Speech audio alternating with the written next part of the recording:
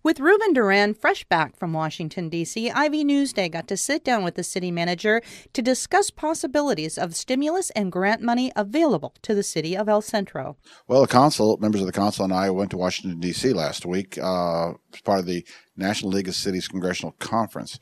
And part of that is developing policy with the National League of Cities and visiting with a congressional delegation about a lot of issues, those including the big one is the American Recovery Act, which everybody calls the stimulus package.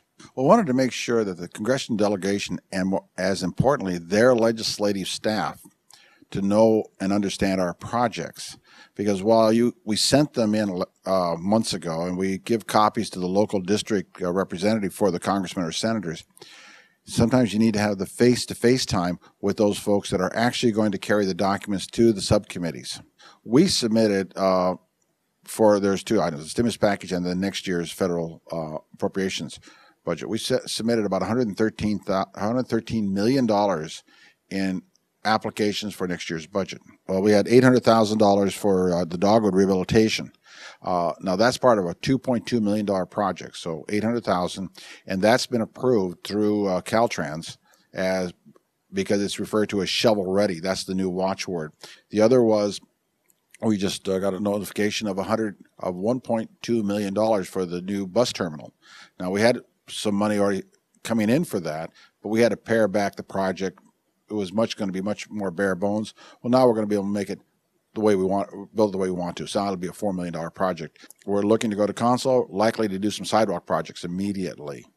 $100,000 in the COPS program, in addition to what we already received, and that's to make sure we retain one of our officers during this time. Now, what's also in there was the construction of an emergency operating center. Now, you know where we're building Fire Station 3.